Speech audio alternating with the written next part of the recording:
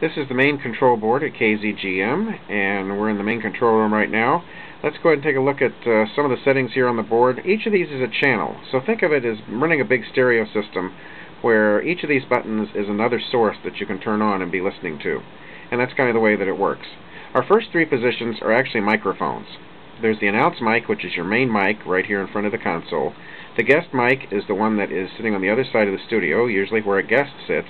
Mic 3 is the one that's only hooked up when we have musicians or maybe more people in the control room than two mics can cover. In any case, basically to turn your microphone on, you make sure that the level is set, usually up towards the top of the slider, and you just simply turn on the mic. The red light comes on when you turn the mic on and goes off when you shut it off. The yellow button all across the panel turns whatever source that it is off. You need to also remember, though, that when you turn your microphone on, the speakers are going to mute, so you're not going to hear any audio through the speakers. You still will be able to hear the audio through the headphone. So should you be talking on the air and then you suddenly realize you're not hearing the music that you're playing over the speakers, most likely you've left your microphone on, or any of the three, because they all have exactly the same effect. So keep that in mind. Next channel over is the turntable channel, which is where you can play vinyl records and albums and so forth. It again, basically you just turn it on to be on the air, and you adjust the level for whatever level that you need. Generally in this case it's going to be just about midway up on the scale. And then again, to turn it off and take it off the air, we do it there. Another unique feature is queuing, and this is available on all the other channels, starting with the turntable channel on over. And the queue button is right up here at the top.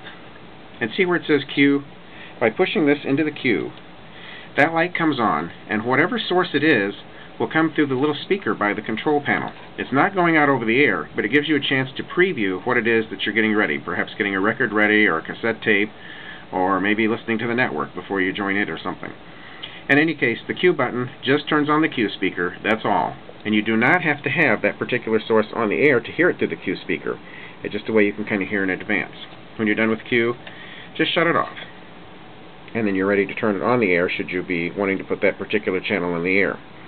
Next are the CD channels, that's CD1 and CD2 in the equipment rack.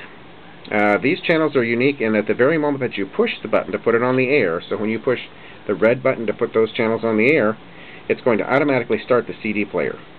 Likewise, it'll automatically stop when you push the yellow button. Those are generally set so after it plays whatever track you've dialed in, it will stop and get the next track ready. So if you're going to play multiple tracks off a CD, you can play them in order as you wish, or you can dial them randomly. It's up to you. Again, you push the red button to put it on the air, and make sure again that it's going to be pretty well up about where these dots are, is about the correct level to have these sliders set. And you're all set with that. Next channel over is the computer. If you're wanting to hear what the main computer system is putting out as far as audio, you can use that. It's pretty rare you're actually going to be using this one at all, but it is there as a backup should there be a failure on the switcher or something. Next over is the cassette channel from our cassette deck. Again, on and off as far as that goes.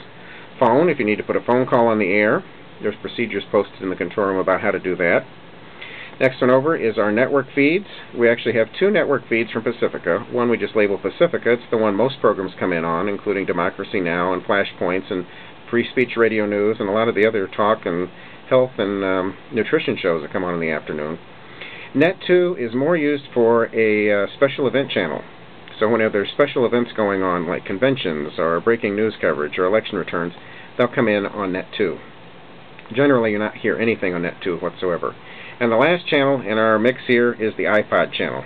And that is the little cable that's in the control room, plugs right into the iPod port in the switcher, and you can plug your iPod in there, laptop, computer, or whatever you want to do, and then that becomes a source as well, so you can play your music from there. Anyway, that's kind of a quick overview of the control panel in the KZ88 control room.